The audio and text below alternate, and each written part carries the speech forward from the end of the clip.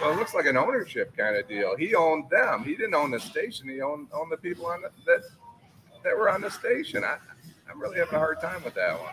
Well, they retract everything, basically, saying that they shouldn't have aired it. Whether it's Henry Payne or Sheffield or whoever, it's. Well, I think he's a public figure. I think I don't know that you have to worry about really. And I mean, when we talk about slander and libel and stuff, one, the truth matters, and the second issue sometimes is whether they're a public figure or not.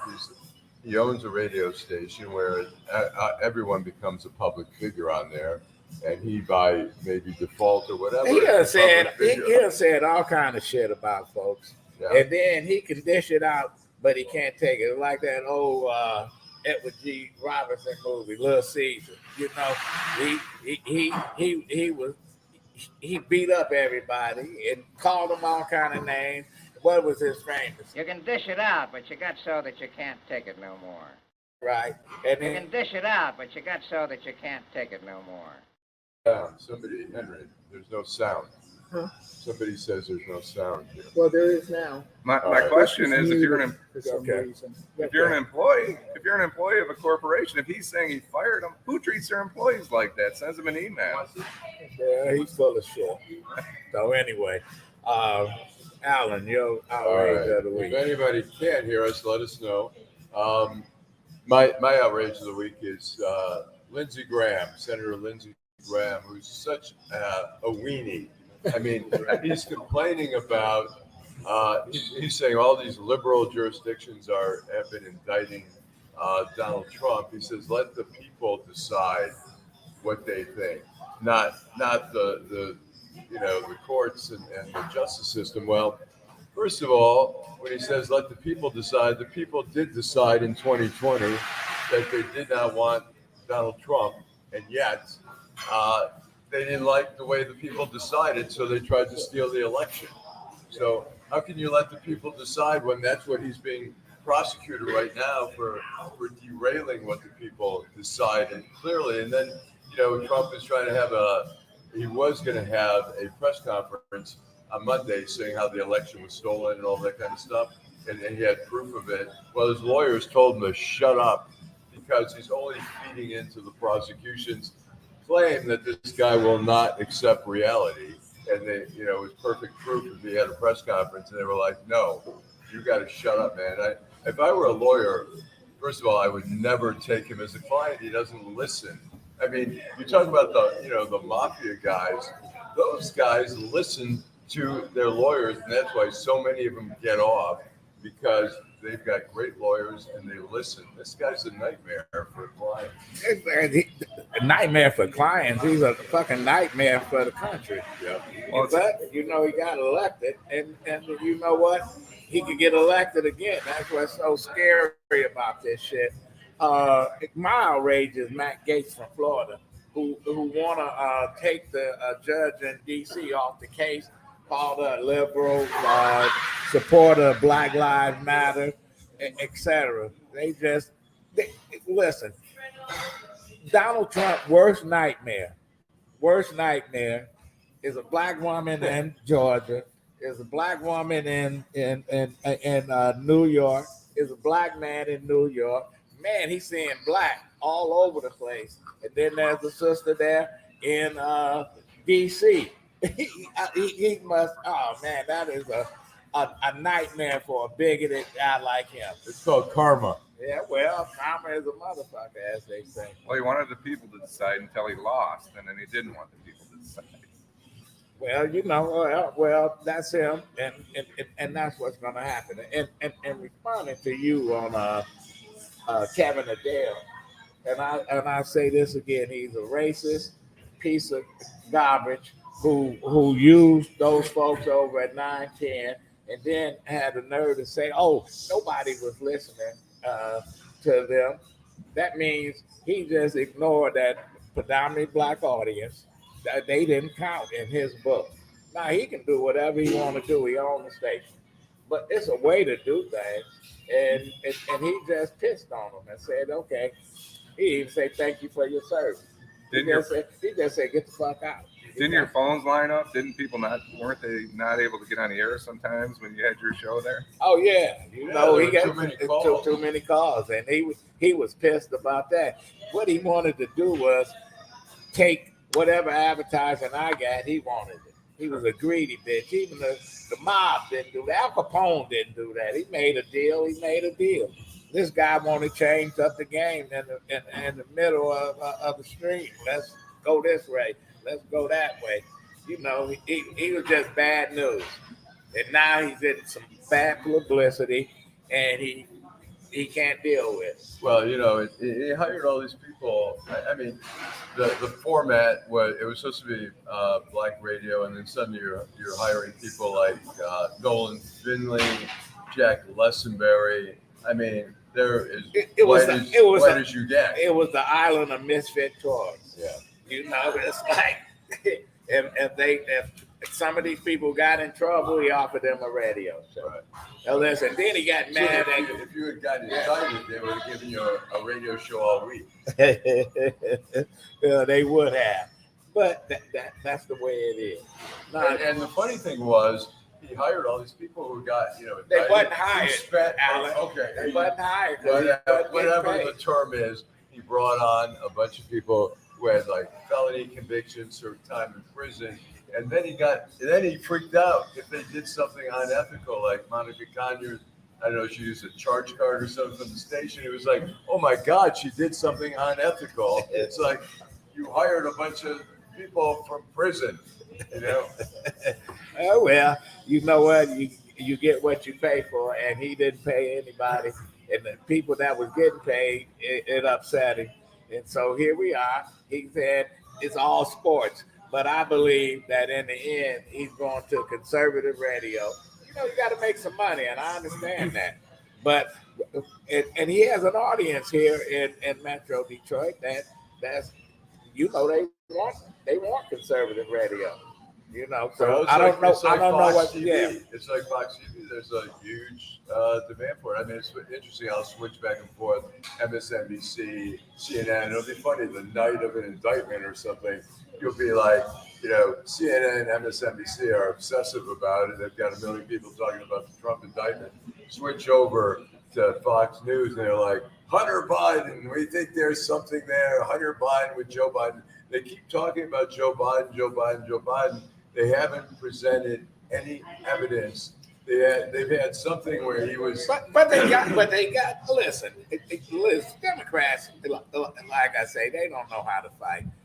Like Michelle Obama said, if they go low, you go high. I say you dig a hole under them and bury them. Start going high. Listen, the bottom line is, Trump's son-in-law took $1 billion from the Saudis. How do you talk? Hunter Biden is a sleazeball. He slept with his late brother's woman, and he got some stripper pregnant, and he didn't own up to the baby, etc. So, but he's not running for president. He's not elected. He don't work for the White House. Right. He just happened to be a sleazeball son. Well, Jared Kushner, Ivanka Trump. Jared Kushner got a $2 billion, whatever it is, from the Saudis. He worked in the White House. He was a senior advisor. His Ivanka got like 16, I think it was 14 or 16 patents from China while she's working in the White House. I mean, and then they charge the Secret Service who was renting a house next to their house to come use their facilities. Bathroom. Right. They were charging $20,000 a month. Well, you know what? That's how people talk about Trump not making any money. Well, every weekend he was going to one of his resorts. He was charging Secret Service to rent rooms. He was making money every weekend. I was going to say, when you talk about going high, going low, it reminds me of Sean Connery in The Untouchables when he goes, they put one of yours in the hospital, you put one of theirs in the morgue. Right, that's no question. Well, we here at McShane's in Corktown. It's football Saturday. The Detroit Lions, all these Man, these people drinking something because they believe that the Lions are going somewhere. Yeah, they going nowhere. They have a leader. Who's They the have a leader? leader. His name is Jared Goff, who came from Los Angeles, who was cast aside. He a fake guy. He's not a fake. He's maybe the best quarterback ever to put on a Detroit Lions uniform. He's better than the guy that I can't remember his name. He just left here a little Remember while Jim ago. Jones? Matt You want? Listen. Oh, that's it. I couldn't remember. Whoa.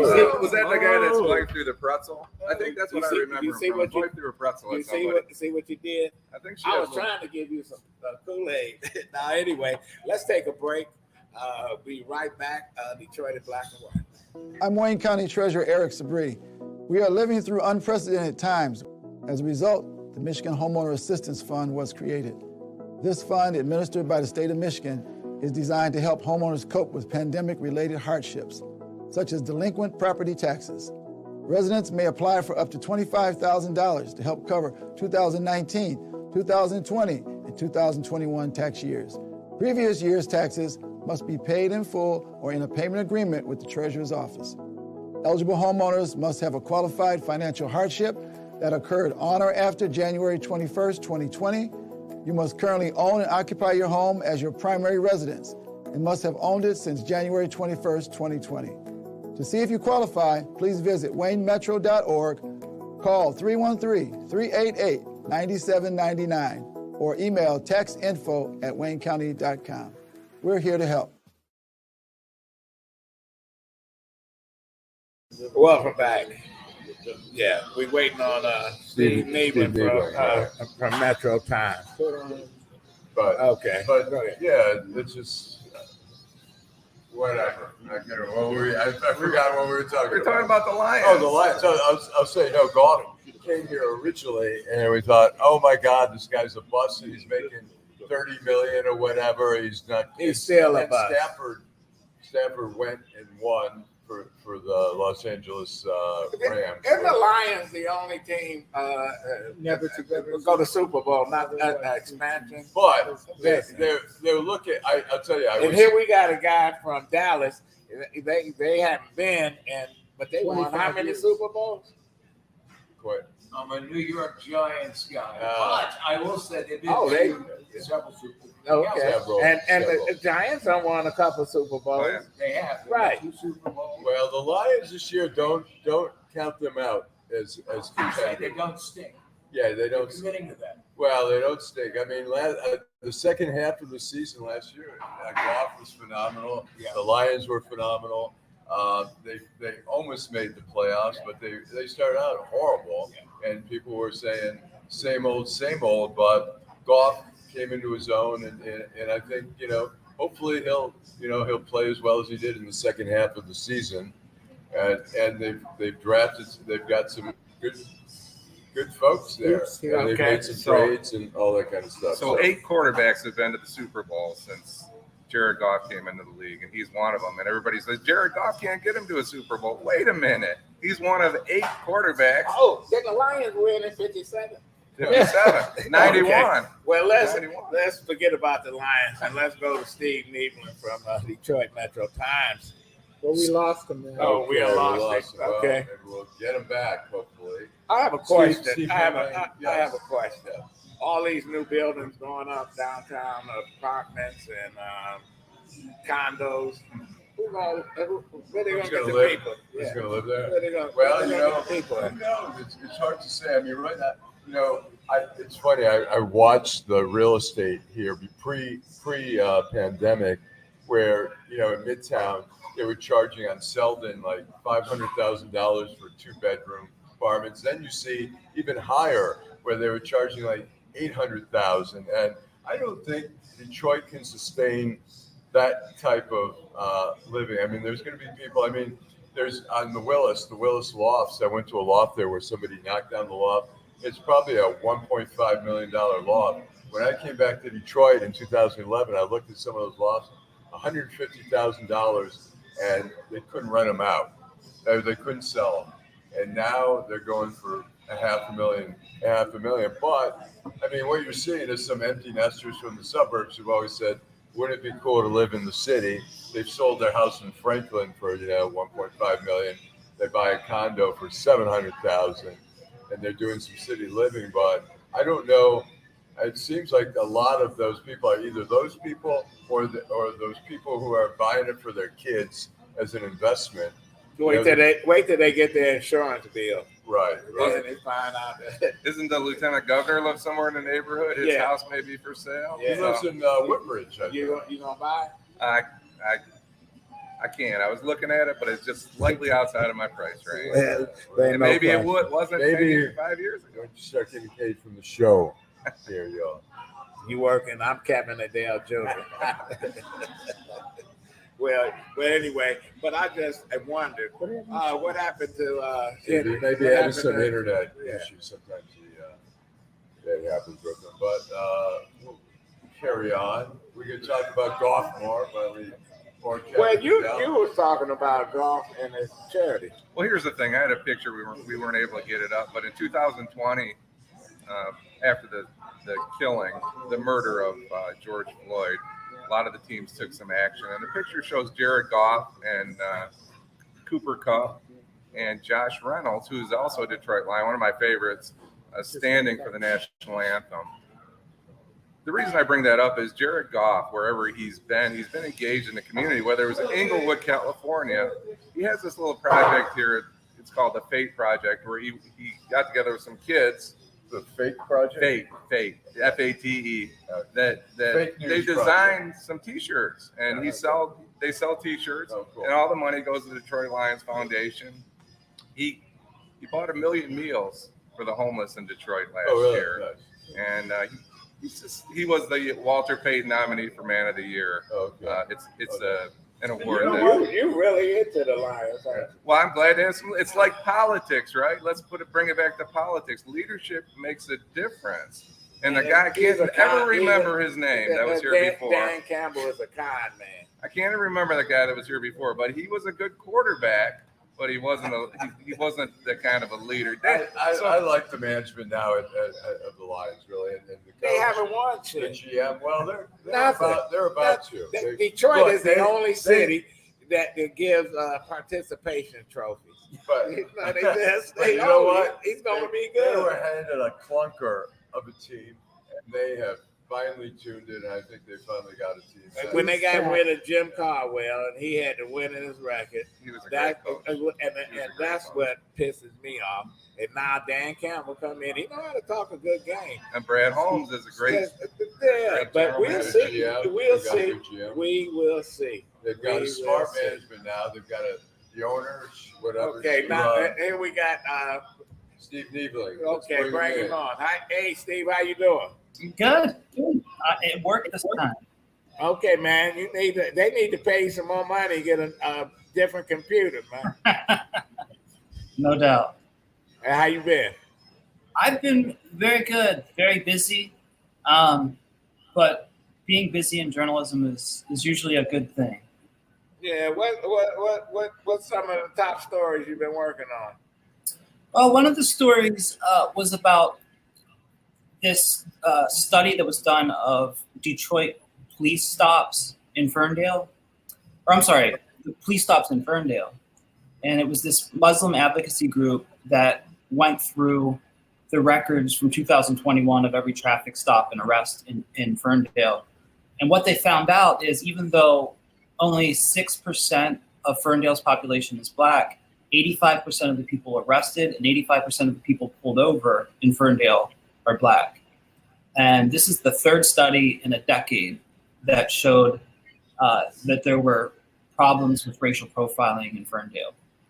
So, it's just another example of what's going on in a suburb that's right across from 8 Mile. Well, I used to complain all the time. I see the Ferndale Police is in Holland Park giving a ticket out to somebody. I'm like, what the fuck? Why are they in Holland Park? I asked the former chief, what's his name, little man, Craig. James. I said, why are you they don't give you no respect. They come in from East Point or Hazel Park, and they go right down 8 Mile Road or DeQuinda, and you get a ticket. I mean, you get a ticket. I got a ticket one time. He said I was going 3 miles over the speed limit, I go to court to fight it. Everybody in Ferndale court was African American. Yeah. I said, this is ridiculous. But it's always been that way. You could always go east on 8 Mile. You just couldn't go west, right? It's been that way for 30, 40, 50 years. I got in Ferndale though. I got 2 tickets in 1 week. I was moving from Huntington Woods to Detroit that week, and I had a lot on my mind. I get pulled over on a Monday. The cop was right before you go over the bridge into Detroit. He pulls out. He says, "Mr. Lengel, any reason you're going 54 and 35 mile? Plus the speed should be 40 or 45. They lower it to 35." And so I said no. So he gives me a ticket. He goes, impeding and blockading, $150 ticket. So on Thursday, I'm driving again. I'm out thinking, I'm going 52, and I see the same cop, and he goes, Got you again. pulls me over, and he goes, "Mr. Lengel," he goes, "How's your record?" I go, "It's okay." Until last week. Yeah, he comes back. I thought maybe he doesn't recognize. He comes back. He goes, "All right, this is the second time." He goes, "Next time it's going to be a speeding ticket and another $150 ticket." So Yes, Steve, what is the Ferndale police chief saying, or the mayor of Ferndale? Well, the police in Ferndale denied that there is racial profiling, of course. Of course. But didn't explain why there wasn't racial profiling. And it was like one of those comments that really didn't comment on anything, basically just saying, no, we're not doing this. But it didn't actually address why 85% of the people pulled over in a city with 6% black population, are black. This has been going on for 10 years, but the advocacy group that did this investigation is calling for a Justice Department investigation. And Ferndale said, we're an open book. If you want to bring the Department of Justice here, we're more than happy to let them in. How do you explain that away? it's 85% black and 15% Jews. Right. And I was going to say, you're helping to make their case that they're not all black, Allan. when Dave Coulter was the mayor of Ferndale, I asked him that question. Why are your police department so deep into Detroit? It's like, man, they going down Woodward, they in Highland Park, and then they following you, and they on one side.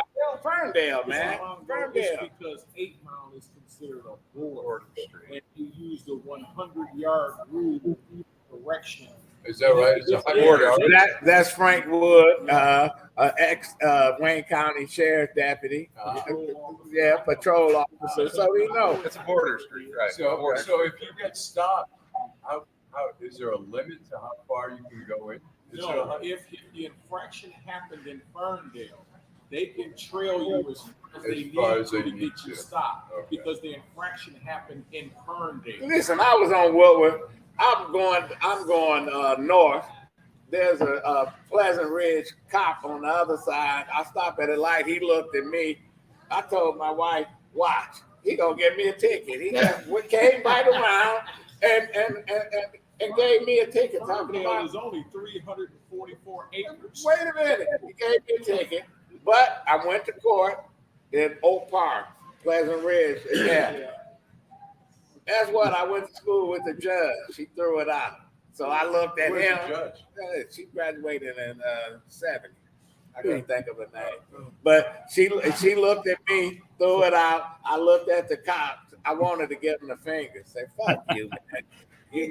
But what about East Point, Steve? East Point got some issues too. Yeah, East Point, there was a study about 4 years ago that came out where East Point was doing the exact same thing. They were pulling over a disproportionate number of black motorists. So East Point, a lot of these communities that touch Detroit along 8 Mile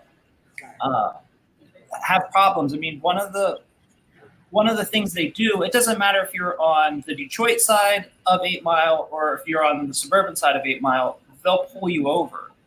That was one of the things that the study found, is that Ferndale police were pulling over drivers who were in the Detroit side of 8 Mile. And apparently they can do it. But it's allowed, but it's not typical. It's a, Right. it's a Baker Street, but it's still you're still seeing an infraction in the city of Detroit. That's the city of Detroit. But, so now, what would happen if I'm a Detroit cop? If I'll make all my money over across 8 Mile Road. They probably complain.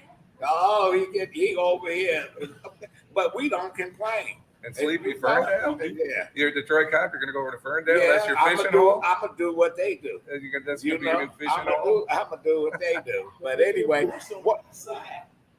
we're gonna take a break and come back, and we're going to talk about some other stories that you've been working on, Steve. This is Detroit in Black and White with Allan, Lengel, Jim Nardone. I'm Adolph Mongo. Be right back. I'm Wayne County Treasurer Eric Sabri. We are living through unprecedented times. As a result, the Michigan Homeowner Assistance Fund was created. This fund, administered by the state of Michigan, is designed to help homeowners cope with pandemic-related hardships, such as delinquent property taxes. Residents may apply for up to $25,000 to help cover 2019, 2020, and 2021 tax years. Previous year's taxes must be paid in full or in a payment agreement with the Treasurer's office. Eligible homeowners must have a qualified financial hardship that occurred on or after January 21st, 2020. You must currently own and occupy your home as your primary residence and must have owned it since January 21st, 2020.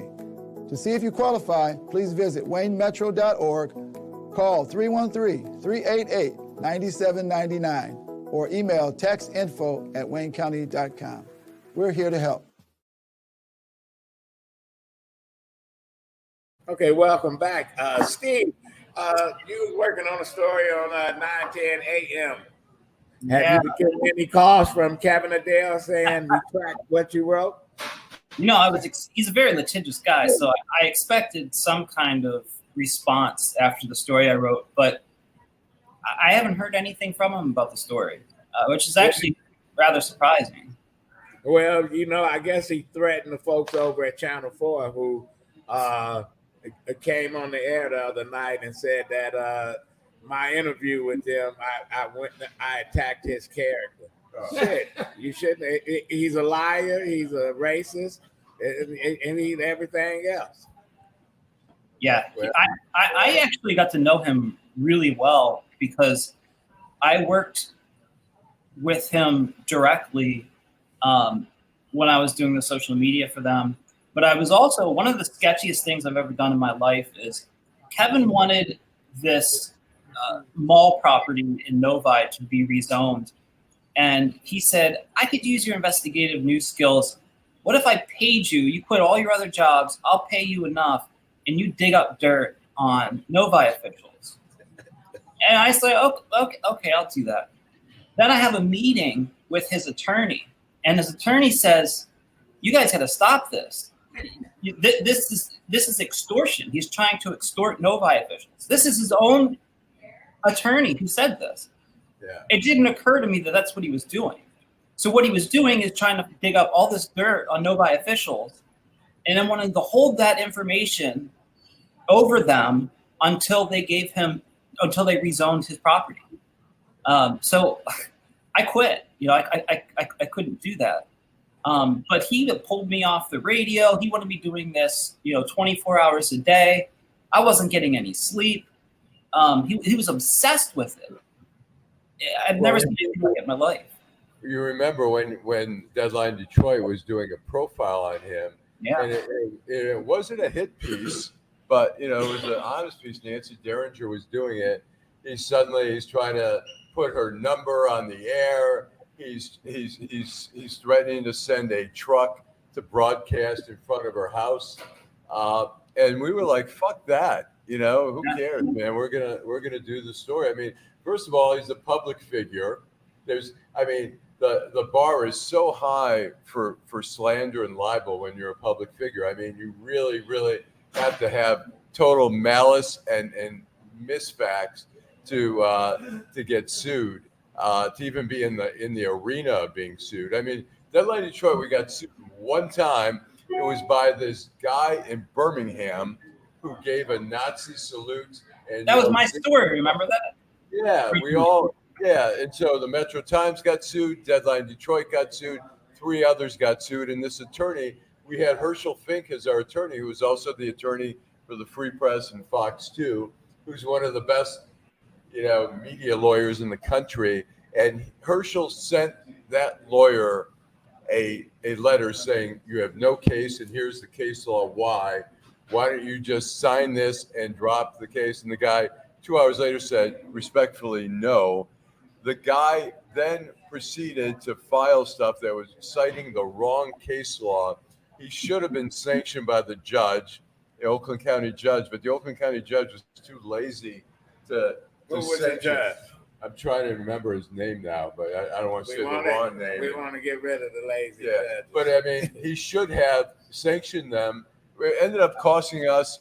We had libel insurance. It still cost us $5,000. It would have really, cost more. But and this attorney was thinking that he sued 5 people, 5 different entities, thinking maybe he'll get somebody bite. Yeah, that everyone's going to say, screw it. We'll do a nuisance, get rid of you. We'll give you $30,000 each. So the attorney would have got 50. This jerk who did the Zig Heil would have got 100. Instead, the guy got nothing. And I wrote the lawyer afterwards and I said, you're incompetent. You should have never done that. And you did no favor to your client. You did a disfavor because your client got it in the news again, because the headline was, Deadline Detroit wins case against Nazi saluter. But we had a case when Jeff Feiger ran for governor in '98 and won the Democratic primary. When during the general election, he wanted us to create a fake poll. He was going to put all his money in and said that he was ahead of England and Feiger, we know you're not. We did a real poll show that he was getting his butt beat. Right. I said, you can't put out this fake shit. He said, well, we can pay this person, pay that. It's like you got people that like to do those things, but it always backfire and it blow up in your face. City of Detroit, Steve, before you go. Duggan he's the right man for the job. Now he's gonna take his magic and take it to Lansing. Is he running for governor?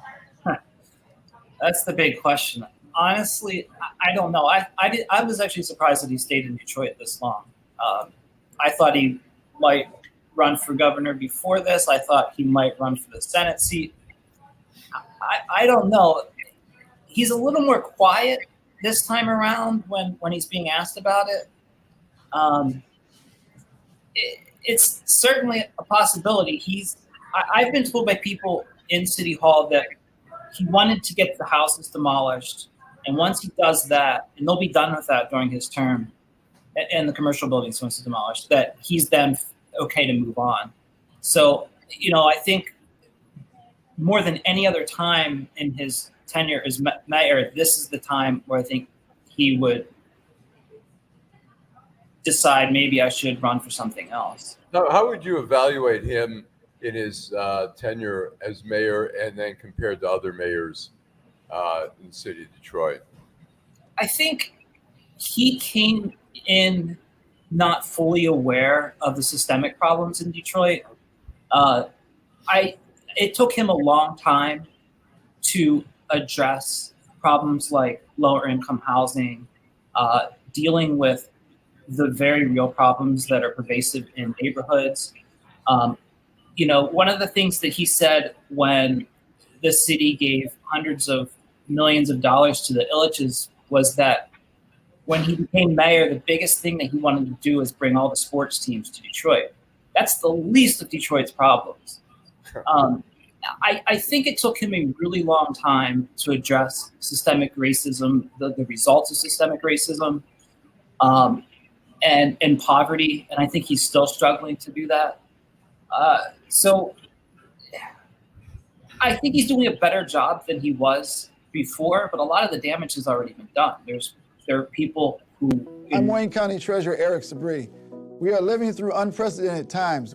As a result, the Michigan homeowner... Okay. Go ahead. Sorry about that.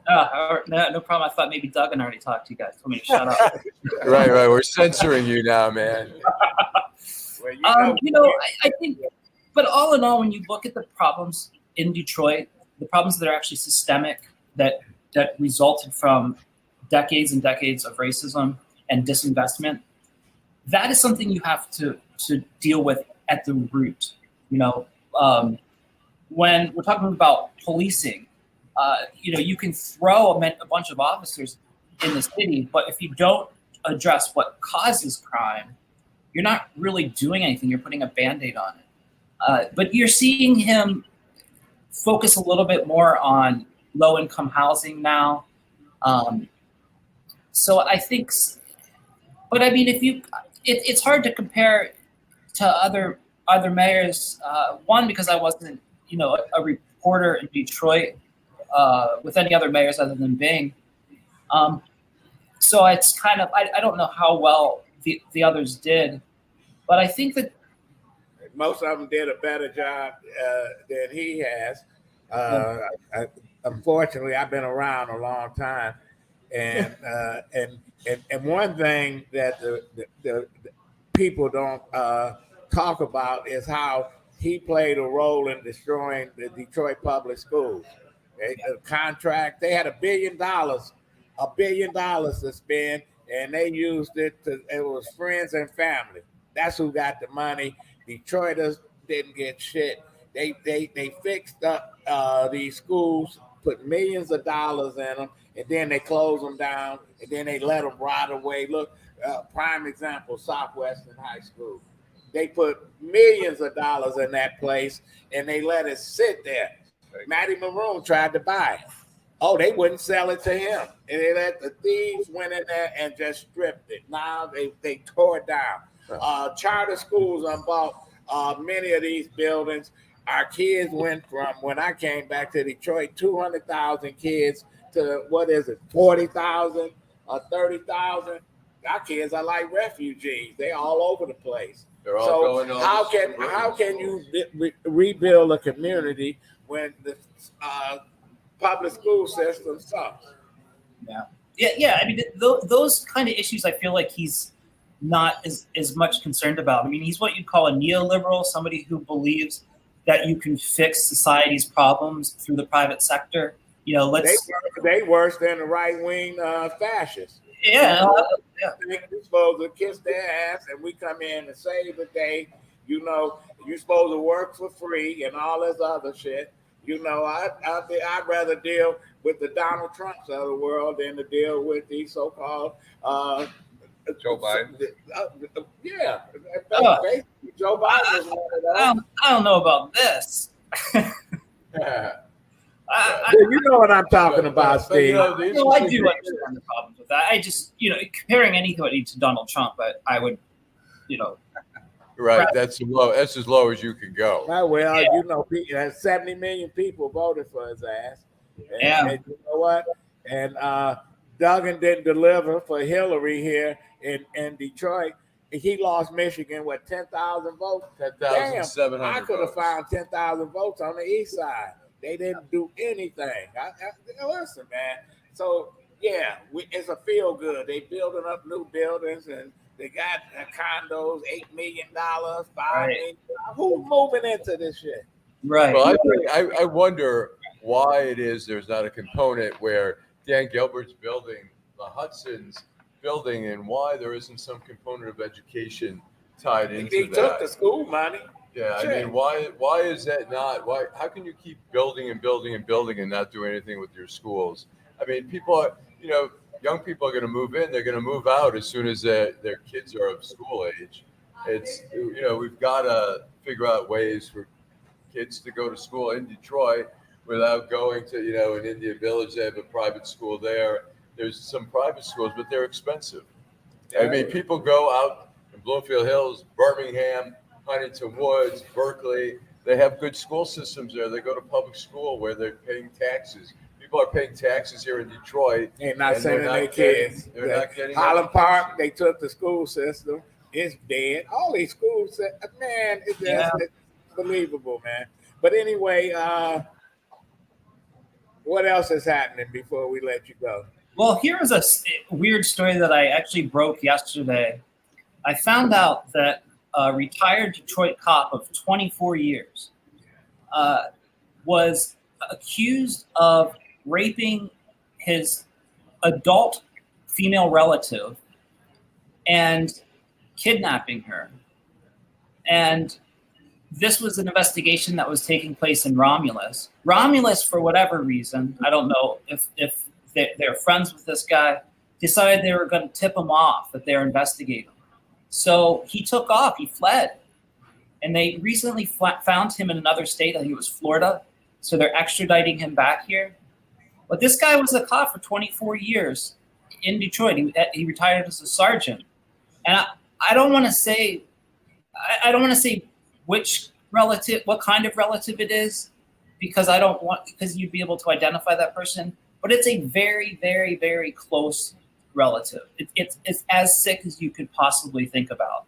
And he was recently charged with 4 counts of criminal sexual conduct and kidnapping and assault. And So the charges are where are they out of his home where he was living or Out of Romulus? yeah, it happened in Romulus, right? Yeah. Okay, so Yeah, it's a Wayne County prosecutor. yeah, that's the Wayne County prosecutor. Yeah. Well, Steve, we're gonna have to let you go. Thanks, man. Hey, thanks. It's great We to got see to you. bring you back on.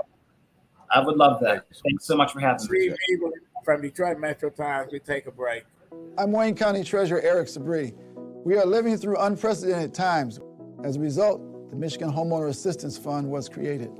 This fund, administered by the state of Michigan, is designed to help homeowners cope with pandemic-related hardships, such as delinquent property taxes. Residents may apply for up to $25,000 to help cover 2019, 2020, and 2021 tax years. Previous year's taxes must be paid in full or in a payment agreement with the Treasurer's office. Eligible homeowners must have a qualified financial hardship that occurred on or after January 21st, 2020. You must currently own and occupy your home as your primary residence and must have owned it since January 21st, 2020. To see if you qualify, please visit waynemetro.org, call 313-388-9799, or email taxinfo@waynecounty.com. We're here to help. All right. We're back. That was good. Steve Neavling is he's a hell of a reporter. Yeah, he's a pit bull out there, man. There ain't no question. I missed the Motor City Muckraker. Yeah, there's no question. Here we have the man that Nostradamus always referred to. he can tell the future. Ed Sarpolus from Target Insight. How you doing, Ed? Pretty good. Well, I'm a little bit more in line with the Lord of the Rings than I'm a Nostradamus. Because we're always going into that deep heart volcano for evil things to talk about. Hey, listen, I asked you to come on because I keep seeing polls saying that Donald Trump and Joe Biden is a toss-up here in Michigan. Your take on that? Well, first of all, I think we have to talk about what really happened the last couple of days. It could change the whole dynamics of the election. Okay, Cornell West was found owing over $500,000 in back taxes and child support, and so that could impact his success against Biden and Trump going forward. And I know how important it is. So we talked about it on your last show. But let's get back to real life. But the bottom line is that if you go back to in 2006, Dick DeVos at this time was leading Jennifer Granholm, okay? If you go back you look at Hillary Clinton's numbers, you look at that type of thing. What is being failed to understand here, doing a poll this time right now in the summertime, who is home, who's on the road, who's listening to the news, and what's dominating the media. In marketing, and I know, Allan, you know this, the only people that are talking about anything in politics is the Trump group. And they're being bashed and beat up. The Democrats, pretty much, many of them are not going to answer phone calls or just ignore the calls. And the only people responding to calls sometimes is the conservatives. So it's not the fact that what Steve Mitchell and others are saying is wrong. Is the fact the mood right now is the only people advertising running right now is Trump. Biden is not running right now. He's not marketing himself. He's not talking about it. And then that group of people that may be supporting Biden, especially the African American community and people of color, they generally are not even making any decisions right now. There's more focus on the U.S. Senate race than there is in the president. So being tied in the state, actually, that's pretty good for Biden for doing nothing. And in the state that's going to be purple, as it was 4 years ago, it's going to be close again. Okay. What about the state races? Well, the state races, like the Republicans just conceding. Are they conceding the Senate race? Well, what's happening right now around the nation, if you talk to the funders, Pete Koch is the Koch family has already kicked in $73 million to be kicking in to affect races. They're expecting over 100 million. You've got Rove, from the Bush years. He's raised almost $50 million. They're deciding who to give money in Michigan right now. The only person that they're talking to at the present time is former Congressman Mike Rogers. Okay. If the Republicans get Mike Rogers to run and they trust him, his problem is he's living in Florida right now, and sometimes they thought of sort of a mushmouth candidate. But if he gets in the race, Republicans will start taking the U.S. Senate race a lot more seriously right now. Because right now in Michigan, whoever runs at the top of the ticket for the Republicans is going to have to build a Republican Party to run with. With Karamo and their bankruptcy, there is really no organization. And you look at what's happening in Oakland County, where the Republicans, basically said we support Trump. Well, that county is leaning with Democrat. So the bottom line is, until the Republicans pick a candidate like Mike Rogers, they are going to write it off. Until then, nothing's going to change on that race. On the Democratic side, right now the assumption is, as a matter of fact, yesterday many black leaders in the Metro Detroit area endorsed Lisa Slotkin. Despite what's been happening on the street in Detroit, where a lot of black community even attacked Debbie Stabenow, and the other Democratic leadership is, why don't we get a choice? And so Lisa Slotkin is considered the favorite. Hill Harper is having difficulty raising the money that he needs. He's not getting the traction. And the other candidates just don't have the funds, from Ms. Pugh to Lisa. And Nabasser Baidoun right now is still out there trying to reach out to the Arab community nationwide to raise the money. If he raises the money, then that could be very serious. But right now, Lisa Slotkin is probably the choice. Go ahead. Yeah, I saw Dave Bing endorsed her. Yes. What do we bring to the table? Well, what's happening is he gives Lisa Slotkin the appearance that she has black audience supporting her. Remember, this is washed for ads and pictures. You got all the labor unions, some of the black labor leaders. So that's more for eyewash for across the state. You're assuming that in the Detroit market, in the black market, you've got Leslie Pugh and Hill Harper, they're going to divide up the black vote. Hill Harper is not female, so he's not going to get the female vote.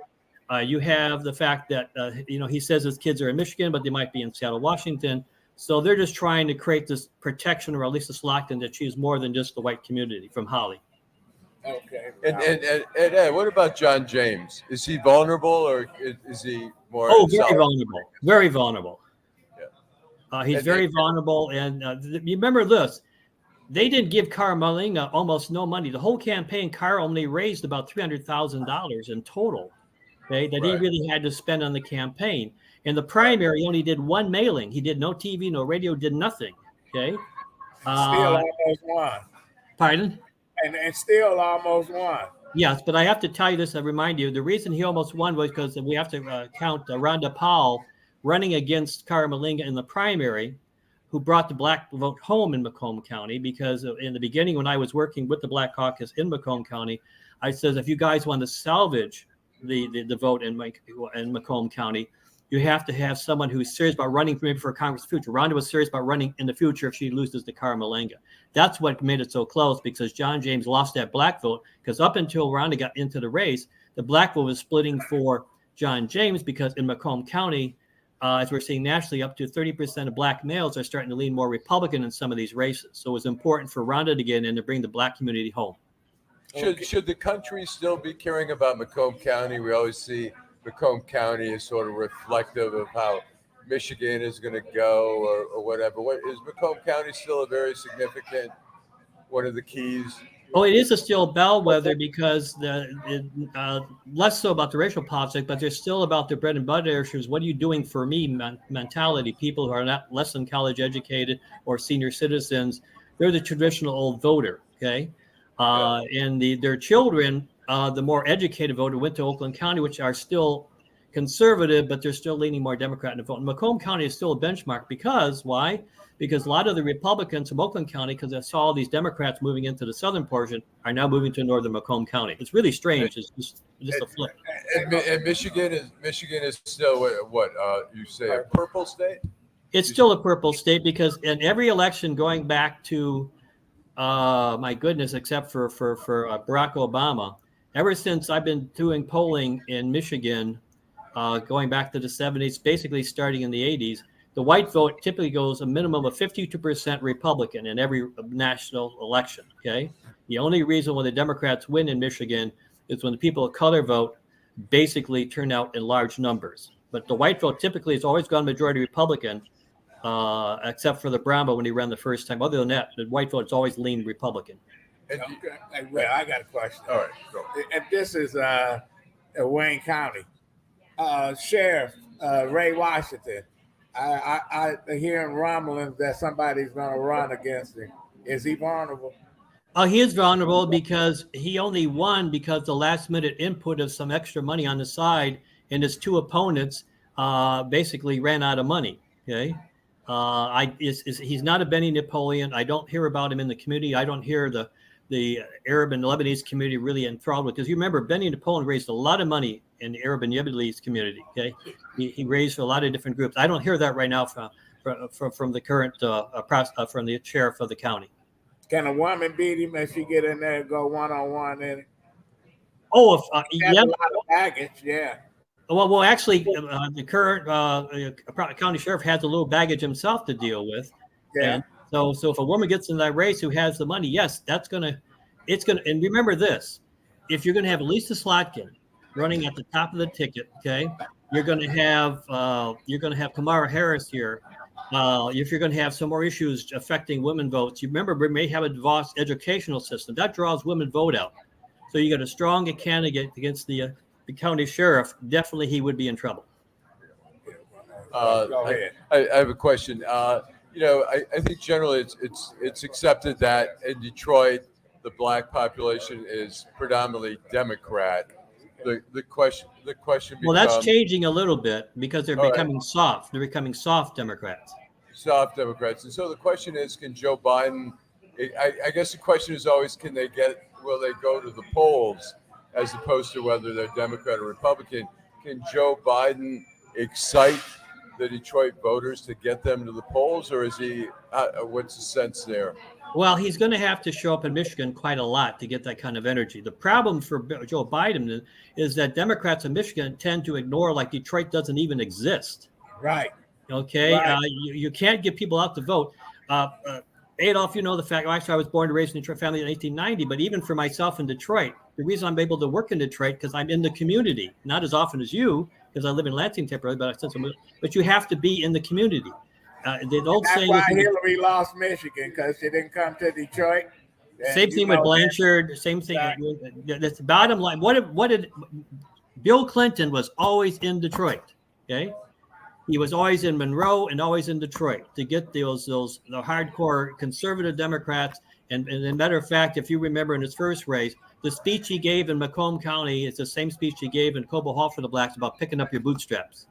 Yeah. Clinton was here because there's a common message. The one thing I tell people, all the vote I've done in the black community issues are almost identical on white people when it comes to economy, jobs, and family. Some of the social issues, they may differ, but on the core issues, they're the same.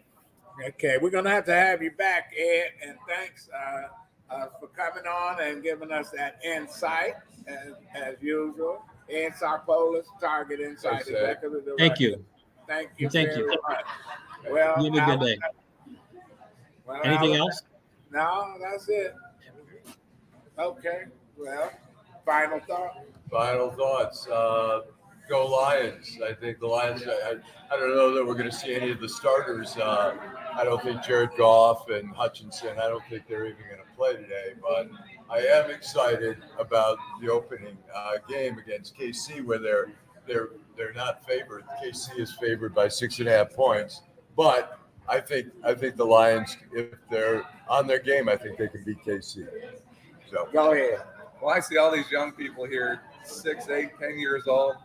Lions fans, they're not even going to remember the day when the Lions didn't win a Super Bowl, because on February of 2025, maybe not this year, 2025, that Spirit of Detroit, that statue down there is going to have a JG16 jersey on it, because Jared Goff is the Spirit of Detroit. And he's going to be in the Hall of Fame. He may be. Oh, man. Lions. You know what? Screw the Lions. This is Adolph Mongo. We'll be back next week. And thanks, Bob Roberts, for letting us use McShane's here in Court Town. Frank Wood. Thank you. Madman, and that's your Mike Meltzer. Michael, thanks for coming. And you know what? We got a couple minutes. We all claim Detroit. Come on up here and bring one of those. No, come on. Show us your t-shirt. Come on. No. Come on. Well, he listened to us from North Carolina. Okay. Right, Michigan in trouble. Still plenty of Tiger tickets. Okay. And introduce yourself. Yeah, how you doing? My name is Robert Allan. I'm born and raised here in Detroit. Where'd you get the T-shirt? From Corktown. My T-shirt, my own brand, trademark. Is that your T-shirt? Yes, it is. Oh, really? Yeah. How can people get it? I'm working on it right now, and I'm working on the website. I got a few other trademarks out there that I plan on using in Detroit also. Yeah. So can you currently buy that T-shirt? Yeah, we got Yes. some. He Yes. brought some. He listens, Charlotte, North Carolina. Right. All the way. Right. How you find out about it? Watching you, Charlotte. Yeah. Well, thanks. And I was shocked to see. I was like, I had to keep up with them a little bit. Keep in touch with home. Okay, good. Thank you. We'll be back next week. Thanks, Henry. And Vanessa Moss will be back. And that's it. All right. Thank you.